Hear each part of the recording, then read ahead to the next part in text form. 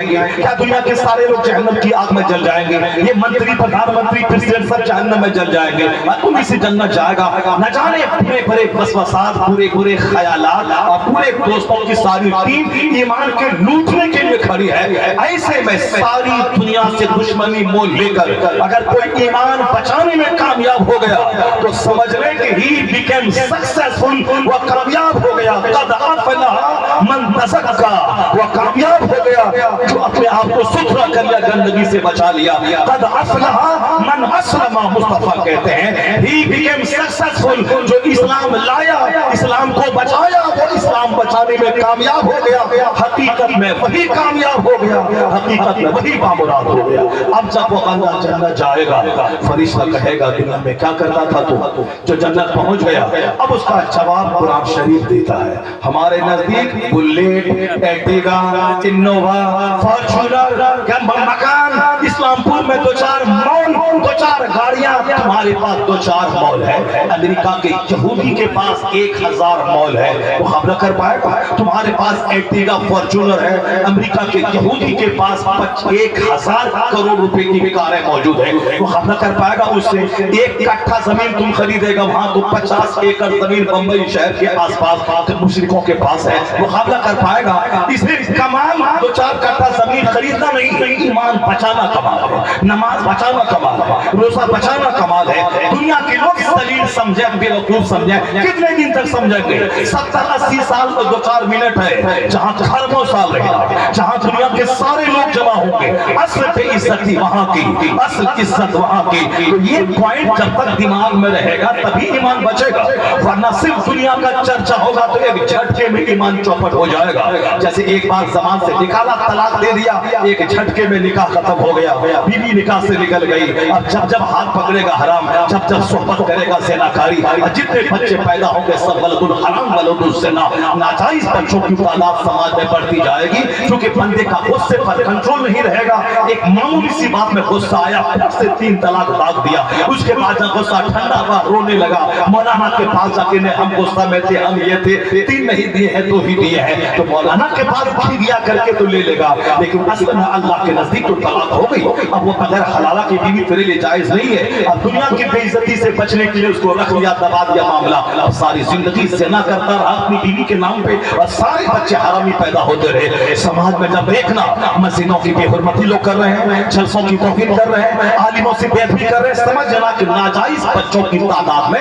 اضافہ ہو رہا ہے، جبکہ مسجدوں کا احترام، مدرسوں کا احترام، جلسے کا احترام، علماء کا احترام، ماں باپ کا احترام، اپنے بزرگوں کا احترام، یہ اسلام سکھاتا ہے۔ لیکن احترام مٹ جائے، ڈسپلین ختم ہو جائے، ادب مٹ جائے، سمجھ جانا کہ حرامی بچوں کی تعداد میں اضافہ ہو رہا ہے، ناجائز بچوں کی تعداد میں اضافہ ہو رہا ہے۔ یہ وہی لوگ ہیں تو جھٹ سے بک دیا، اس کے بعد افسوس کرنے لگا، جھوٹا فتویٰ، جھوٹا استفتاء کر کے، جھوٹ بول کر اپنے حق میں سماج کو دکھانے کے لیے فیور میں فتویٰ لے لیا۔ اب اللہ کے نزدیک تو طلاق ہو گئی، بھلے ہی جھوٹ بول کے تم دوسرا فتویٰ منگوا لو۔ ایمان بچانے میں جو کامیاب ہو گیا، فرشتہ بولے گا کیا کرتے تھے دنیا میں؟ جو جنت پہنچ گئے، چونکہ 1000 میں 999 آدمی جہنم جائے گا، وہ وہاں کام نہیں دے گا، وہاں ایمان کام دے گا، تقویٰ کام دے گا، داڑھی کام نہیں دے گی۔ داڑھی کا حالانکہ بہت سے لوگ روزہ نہیں رکھ رہے ہیں، ٹوپی پہننے والا بہت سارے لوگ جھوٹ میں نہ جانے کن کن گندی حرکتوں میں بند کمرے میں ملوث ہے۔ یہ ظاہری ٹریڈ مارک ہے، یہ ظاہر ہے، اصل تقویٰ یہاں ہے، تقویٰ ہاں ہونا۔ حضور نے کیا فرمایا؟ تقویٰ ہاں ہونا، تقویٰ یہاں ہے، اللہ کا ڈر، اللہ کا خوف یہاں ہے۔ اصل میں اندر سے بندہ بدل جائے۔ جیسے آپ روزہ رکھتے ہیں، وضو کرتے وقت ایک پترا پانی پی سکتے ہیں، لیکن آپ نہیں پیتے ہیں، کیوں؟ تاکہ اللہ دیکھ رہا ہے، کوئی دیکھے نہ دیکھے اللہ دیکھ رہا ہے۔ یہی روزہ اسی ایمان کو پختہ کرتا ہے کہ بند کمرے میں کوئی دیکھے نہ دیکھے، اللہ دیکھ رہا ہے، تاکہ آپ گندی فلمیں نہ دیکھیں، تاکہ وہاں ناچ گانے نہ کریں، تاکہ آپ وہاں تنہائی میں بھی اللہ سے ڈریں، مجمع میں بھی اللہ سے ڈریں۔ جب بندہ جنت جائے گا تو فرشتہ کہے گا کیا کرتے تھے دنیا میں جو جنت پہنچ گئے؟ کیونکہ جو کام کروڑوں آدمی کے حصے میں جو جنت نہیں ملی وہ تیرے حصے میں مل گئی، تو کیا کرتا تھا؟ تو قرآن شریف اس کا جواب دیتا ہے۔ وہ بندہ کہے گا انا کنا من من قبل فی اہلنا مشفقین. قرآن کہتا ہے کہ جنتی کہے گا ہم اپنے بال بچوں میں اپنے گھر میں ہمیشہ ڈر اور خوف کے ماحول میں رہتے تھے, ہمیشہ ڈرتے رہتے تھے, بھلے ہی کھاتے پیتے تھے لیکن سجدے میں جب جہنم کی یاد آ جاتی خوب اللہ کے سامنے روتے تھے. بیوی الگ روتی تھی, ماں الگ روتی تھی, باپ الگ روتا تھا, جوان بیٹا الگ روتا تھا. یعنی جس گھر میں رونے کا ماحول ہو, جس گھر میں اللہ سے ڈرنے کا ماحول ہو, جس گھر میں سہنے کا ماحول ہو, جہاں ڈرا جائے گا وہاں بے خبری میں شراب نہیں پی جائے گی, وہاں زنا نہیں کی جائے گا, وہاں ڈی جے نہیں بجایا جائے گا, وہاں ڈانس نہیں ہوگا. تو جنتی کی پہچان ہے جس کے چہرے پر خوف ہو, جنتی کی پہچان ہے جن کے سجدے میں آنسو ہو, جنتی کی پہچان ہے جو اپنے گھر میں دسترخوان پر کھاتے ہوئے پولیٹکس کا چرچا, کرکٹ کا چرچا, ٹورنامنٹ کا چرچا کم کرتا ہو, جنت کا چرچا زیادہ کرتا ہو, آخرت کا چرچا زیادہ کرتا ہو. وہ جنتی ہے جہاں سجدے میں رویا جائے, جہاں ماں باپ آپس میں جنت کا چرچا کر کے جنت کے شوق میں روئیں. ذرا دیکھیں سماج میں 1000 گھر میں کتنا گھر آپ کو جنتی گھر ملے گا, کتنے گھر جنتی ملیں گے جہاں سجدے میں رونے کا ماحول ہو, جہاں سجدے میں سسکنے کا ماحول ہو, جہاں تہجد کے وقت میں عورتیں الگ آنسو بہاتی ہوں, آنچل سے اپنے آنسو پوچھتی ہوں الہی مجھے بخش دے, میرے شوہر کو بخش دے, میرے بال بچوں کو بخش دے. 1000 میں 999 گھر ایسا ملے گا جہاں اس طرح کا کوئی ماحول نہیں ہے. تو اب جنتی کم ملیں گے, جہنمی کتنے ہیں ذرا غور سے سنیے قرآن شریف کیا کہتا ہے. بس جیسے جیسے تراویح پڑھ لیا اور کھا کے ہاتھ صاف کر کے مسجد سے باہر نکل گئے, یہ قرآن کریم سنوانے کا مقصد یہی ہے تاکہ تم قرآن پاک کو سننے کے بعد تیرے دل میں اللہ کا ڈر پیدا ہو, جنت کی طرف پیدا ہو, جہنم سے بچنے کا شوق پیدا ہو. اب ذرا سنیے, جب جہنم میں ڈالا جائے گا تو کہا جائے گا یہ کیا کرتا تھا دنیا میں اتنا بڑا بدنصیب, دنیا کا سب سے بڑا بدنصیب وہ ہے جو جہنم کی کھائی آگ میں چلا گیا. یہ دنیا میں کرتا کیسے تھا, کیسے جیتا تھا, کیسے رہتا تھا, کیوں جہنم کی آگ میں چلا گیا. دنیا کا بڑا سے بڑا کینسر سے پیڑت مریض وہ اتنا بدنصیب نہ ہوگا جتنا ایک جہنمی جہنم میں پہنچنے کے بعد بدنصیب ہوگا. یہ جہنمی جہنم میں کیسے پہنچا, اس کا جواب دیا جاتا ہے. قرآن شریف کہتا ہے انہو کان فی اہلہ مسرورا. یہ جیسے ہم لوگ آج کل کیا کہتے ہیں انجوائے کرنا, صاحب گھر میں پیانو بجانا, اپنے بال بچوں کی ساری خواہش پوری کرنا, پیسہ ہمارے پاس ہے, جو چاہو سب کھاؤ پیو مست رہو, کپڑے عید کا تہوار ہے قرضہ لے کے سارے کپڑے پہنو, غریبوں کے گھر میں رہنا, میرے گھر میں 10 کپڑا باکس میں اور آج تہوار کا دن ہے اور نیا کپڑا پہنو. یعنی کہیں غم نہیں نظر آئے, خوشی. میری بیٹی کی شادی اس گھر میں ہو جہاں ہمیشہ ہاتھ دودھ میں ڈوبا ہوا ہے, کوئی غم نہ ہو, خوشی ہو, وہاں کہیں سے آنسو داخل نہ ہو, کامیڈی ہو, انجوائے ہو, ریلیکس ہو, مسکراہٹ ہو, ہنسی ہو. دیکھیے اللہ کیا کہتا ہے, جہنمی جب جہنم میں پہنچے گا تو کہا جائے گا کیا کرتے تھے دنیا میں, کیسے جیتے تھے جو اس خطرناک آگ میں پہنچ گئے. کہا جائے گا انہو کانا فی اہلہ مسرورا. یا پیر صاحب کی بات نہیں کہ پیر صاحب ایسا ہے, پیر صاحب ایسا ہے, پیر صاحب وہی پیر صاحب جو پیر صاحب جنت کی طلب دے دے, پیر صاحب وہی جو جہنم کا ڈر دل میں پیدا کر دے, جس کو دیکھو تو خدا یاد آ جائے. ایسا نہیں, قرآن شریف اللہ کا کلام ہے. کیا کہتا ہے, وہ شخص اپنے اہل و عیال میں ہنستا تھا, مست رہتا تھا. ذرا دیکھیں سماج کا حال, 1000 میں 999 گھر کا کیا حال ہے. جس گھر میں فلمیں چلے, جس گھر میں سوشل میڈیاز کا استعمال ہو, جس گھر میں کامیڈی ہو, جس گھر میں گھمنڈ و غرور ہو, جس گھر میں مستیاں ہوں, جس گھر میں نئے جوڑے, نئے کھانے, نئے پہننے, نئے پینٹ, نئی گاڑی کا ماحول ہو, سمجھ جائیں کہ یہ جہنمی کی پہچان ہے.